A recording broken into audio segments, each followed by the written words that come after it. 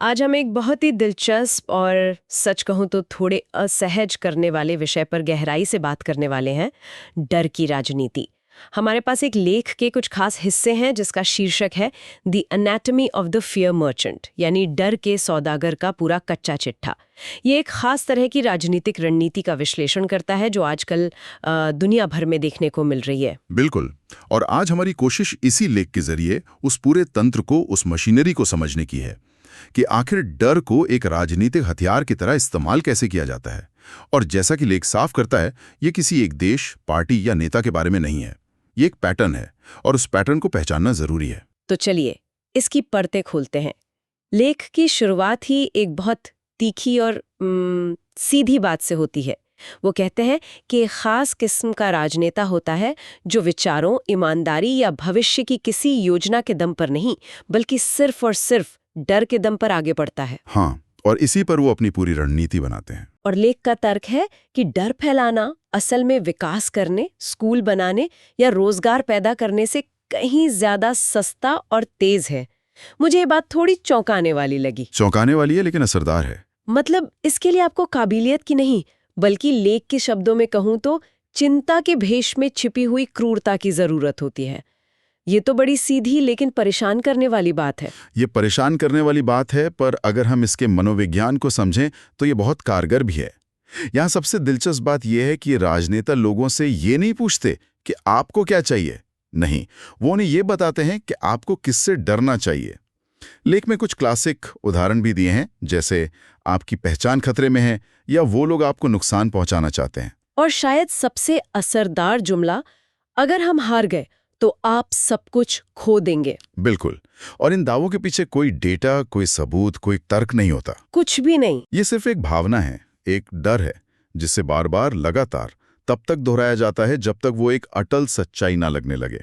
तो ये एक तरह से लोगों के दिमाग के साथ खेलने जैसा है। एकदम। और यहीं पर पहचान की राजनीति का जिक्र आता है। मतलब ऐसी राजनीति जो लोगों को उनकी जाति, धर्म या क्षेत्र के आधार पर एकजुट करती है, अक्सर किसी दूसरे काल्पनिक दुश्मन के डर के खिलाफ। अच्छा।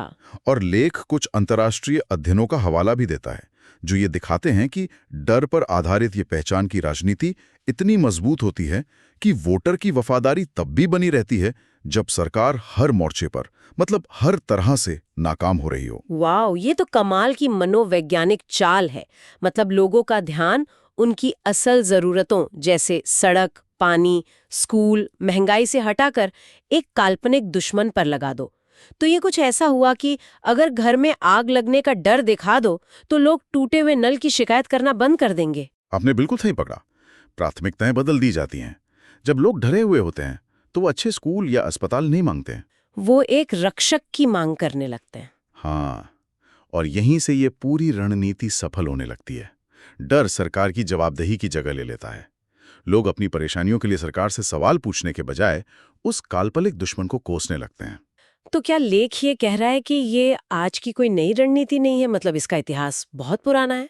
हाँ, और लेख इस बात पे जोर देता है कि ये कोई नई तरकीब नहीं है, ये बहुत पुरानी है। ये इसे सीधे सीधे बांटो और राज करो की औपनिवेशिक रणनीति से जोड़ता है। अच्छा, औपनिवेशिक शासकों से। जी, लेख बहुत दिलचस्प तरीके से बताता है कि पुराने औपनिवेशिक शासक सिर्फ सेना के दम पर किसी समाज में नहीं घुसे। उन्होंने सबसे पहले वहां के लोगों की गहरी आस्थाओं और असुरक्षाओं को समझा। उन्होंने समाज में मौजूद छोटे मोटे मतभेदों को बढ़ाया, शक के बीज बोए और फिर किनारे बैठकर समुदायों को अंदर से टूटते हुए देखा। मतलब जब लोग आपस में ही लड़ रहे थे तो सत्ता चुपचाप ऊपर बैठे लोगों के हाथ में और मजबूत होती गई। तो लेख का तर्क ये है कि आज भी वही पुराना खेल खेला जा रहा है, बस किरदार और पहनावे बदल गए हैं। एकदम सही। अगर हम इसे बड़ी तस्वीर में देखें तो लेख के अनुसार ऐसे राजनेताओं के लिए समुदायों के बीच की एकता सबसे बड़ा खतरा है। खतरा क्यों है? क्योंकि एकजुट लोग असल मुद्दे उठाते हैं। वो मिलकर साफ पानी, सुरक्षित सड़कें, अच्छे अस्पताल और जवाबदेह नेतृत्व की मांग करते हैं। वो सरकार से उसके काम का हिसाब मांगते हैं। जबकि डरे हुए और बटे हुए लोग सिर्फ एक ही चीज मांगते हैं, एक रक्षक। और लेख में एक बहुत ही मार्मिक बात कही गई है कि वो एक रक्षक मांगते हैं, भले ही उनकी तकलीफ का असली कारण वही रक्षक क्यों ना हो। ये बात समझने में थोड़ी मुश्किल है, ये चक्र कैसे काम करता है। ये एक दुष्चक्र है, एक ऐसा जाल जिससे निकलना मुश्किल हो जाता है।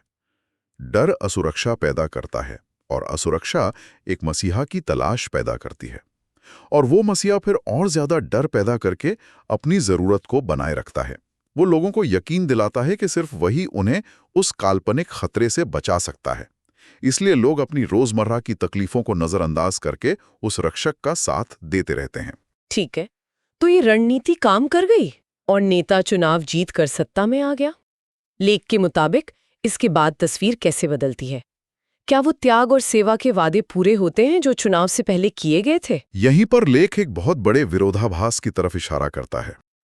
चुनाव से पहले त्याग की भाषा बोली जाती है और चुनाव के बाद विलासिता की जिंदगी। अच्छा। एक तरफ वो आम वोटर है जिसने डर की कहानी पर भरोसा किया था, और अब वो बेरोजगारी, बढ़ती महंगाई और असुरक्षा से जूझ रहा है। उसकी जिंदगी हर दिन मुश्किल होती जा रही है। और दूसरी तरफ? और दूसरी तरफ नेता और उनके परिवार आलीशान जीवन जीते हैं। लेख में लिखा है कि उनके काफिले बड़े हो जाते हैं, उनके बच्चों को अभिजात्य विशेषाधिकार मिलते हैं, और उनके रिश्तेदारों को ऐसी सुख सुविधाएं मिलती हैं जिनके बारे में आम नागरिक सपने में भी नहीं सोच सकता। सत्ता व्यक्तिगत लाभ का जरिया बन जाती है। ये तो बहुत बड़ा पाखंड है। एक तरफ जनता जिसने डर पर यकीन किया और दूसरी तरफ नेता जो ऐशो आराम में है। तो फिर लोग इस पर सवाल क्यों नहीं उठाते? वो ये सब देखते हुए भी चुप क्यों रहते हैं? क्योंकि डर ने उन्हें एक और चीज सिखा दी है। वो क्या? कि सत्ता पर सवाल उठाना देशद्रोह के बराबर है। वफादारी का विचार इतना हावी हो जाता है कि लोग अपने ही हितों के खिलाफ चुप रहना सीख जाते हैं। उन्हें ये यकीन दिलाया जाता है कि नेता की आलोचना करना मतलब अपनी पहचान की, अपने समुदाय की या अपने देश की आलोचना करना है। एक मनोवैज्ञानिक दीवार खड़ी कर दी जाती है। बिल्कुल। लेकिन हर कोई तो चुप नहीं रहता होगा। जब कोई समझदार नागरिक, कोई पत्रकार या कोई एक्टिविस्ट हिम्मत करके असली मुद्दों के बारे में सवाल करता है, जैसे गंदे पानी, कचरे से भरी गलियों या टूटे हुए वादों के बारे में, तब क्या होता है? लेख इसे समझदार लोगों को अनुशासित करना कहता है। इसका क्या मतलब है? इसका मतलब है कि आलोचकों को जवाब नहीं दिया जाता, उन्हें चुप कराया जाता है। और ये जवाबदेही पर एक बहुत जरूरी सवाल खड़ा करता है। हाँ, विश्लेषण के मुताबिक इसके लिए एक पूरा तंत्र इस्तेमाल किया जाता है। इसके कुछ सामान्य तरीके हैं: पुलिस का डर दिखाना, उन्हें झूठे कानूनी दांव-पेच में फंसाना, और सबसे कारगर हथियार उनका चरित्र हनन करना। हाँ, उनका चरित्र हनन करना। और चरित्र हनन का सबसे आसान तरीका है कि सवाल पूछने वाले पर राष्ट्र विरोधी या दुश्मन का एजेंट होने का ठप्पा लगा दो, है ना? एकदम। इससे बहस मुद्दे से पूरी तरह हट जाती है और उस व्यक्ति पर केंद्रित हो जाती है। तो असल में ये जवाबदेही से बचने का एक तरीका है। मुद्दे पर बात करने के बजाय सवाल उठाने वाले को ही मुद्दा बना दो। बिल्कुल। और लेख वैश्विक मीडिया संगठनों की खोजी रिपोर्टों का हवाला देते हुए कहता है कि ये एक स्थापित पैटर्न है, जहां सरकारी मशीनरी का दुरुपयोग नाकामियों को ठीक करने के बजाय असहमति को दबाने के लिए किया जाता है। यहां जवाबदेही की जगह अहंकार ले लेता है। लेख में इस अहंकार को एक पहचान चिन्ह की तरह बताया गया है। मतलब आप ऐसे राजनेताओं को उनके नारों से नहीं बल्कि उनके व्यवहार से पहचान सकते हैं। जैसे वो पत्रकारों से बदसलूकी करते हैं, सीधे सवालों से बचते हैं, अपनी नाकामी के लिए हमेशा किसी और पर दोष मढ़ते हैं, और सार्वजनिक पद को अपनी निजी जागीर समझने लगते हैं। हाँ, और जब शहर गंदे होते हैं या पानी असुरक्षित होता है तो उनका जवाब व्यवस्था को सुधारना नहीं होता, उनका जवाब होता है सवाल उठाने वालों का ही तिरस्कार करना। ये एक तरह से संदेश देता है कि हमसे सवाल पूछने की तुम्हारी हिम्मत कैसे हुई। लेख में एक और बहुत ही गंभीर और परेशान करने वाली बात का जिक्र है, जो सत्ता के इस अंधेरे पहलू को और भी गहराई से दिखाती है, और ये लेख का शायद सबसे विचलित करने वाला हिस्सा है। जी, ये विश्लेषण और भी परेशान करने वाले क्षेत्र में जाता है, जहां सत्ता द्वारा संरक्षित लोगों द्वारा समाज के सबसे कमजोर लोगों, खासकर महिलाओं और लड़कियों के शोषण का जिक्र है। ये सुनना वाकई बहुत परेशान करने वाला है। लेख इस गंभीर आरोप को डर की राजनीति और जवाबदेही की कमी से सीधे सीधे कैसे जोड़ता है? अगर हम इसे बड़ी तस्वीर से जोड़कर देखें तो लेख का तर्क है कि जब सत्ता पर कोई सवाल नहीं उठा सकता और डर न्याय की जगह ले लेता है, तो समाज की नैतिकता खत्म हो जाती है। जब सत्ता को अछूत मान लिया जाता है तो बड़े से बड़े अपराध प्रभाव के पर्दे के पीछे छुप जाते हैं। न्याय कमजोर पड़ जाता है क्योंकि न्याय देने वाली संस्थाएं भी दबाव में आ जाती हैं। और अक्सर जनता का गुस्सा भी शांत हो जाता है, क्योंकि जैसा कि लेख कहता है, डर ने लोगों को ये सिखा दिया है कि नेता की छवि की रक्षा करना किसी निर्दोष की रक्षा करने से ज्यादा जरूरी है। ये तो बहुत ही खतरनाक स्थिति है। ये एक ऐसी व्यवस्था की ओर ले जाता है जो सिर्फ नाम के लिए लोकतंत्र है। कागज पर सब कुछ वैसा ही दिखता है, चुनाव होते हैं, संसद होती है, अदालतें होती हैं, लेकिन असल में वो एक राजशाही की तरह काम करता है। बिल्कुल, चुनावों में हेरफेर किया जा सकता है और संस्थाओं की स्वतंत्रता को धीरे धीरे कमजोर कर दिया जाता है ताकि वो सत्ता के खिलाफ खड़ी ना हो सकें। इतनी सारी बातें समझने के बाद एक आम इंसान के लिए इसका क्या मतलब है, जो ये सब समझने की कोशिश कर रहा है? क्या वो अपने आसपास की राजनीति में इन पैटर्न्स को पहचान सकता है? लेख में शायद इसका कोई जरिया बताया गया है। हाँ, और ये लेख का सबसे महत्वपूर्ण हिस्सा है। वो इसे सिर्फ एक समस्या बता के नहीं छोड़ता, बल्कि एक समाधान भी देता है। वो एक तरह की चेकलिस्ट देता है जिसे वो पाखंड की कसौटी देता है। ये एक सरल पैमाना है जिससे लेख के मुताबिक डर के सौदागर की पहचान की जा सकती है। एक पाखंड की कसौटी, ये सुनने में दिलचस्प है। ये क्या है? लेख इसे एक तरह का लिटमस टेस्ट या टूल किट कहता है। बस कुछ सीधे सवाल पूछने हैं। पहला, क्या कोई राजनेता शिक्षा और स्वास्थ्य से ज्यादा पहचान की राजनीति की बात करता है? दूसरा, क्या वो रोजगार और विकास से ज्यादा डर और विभाजन की बात करता है?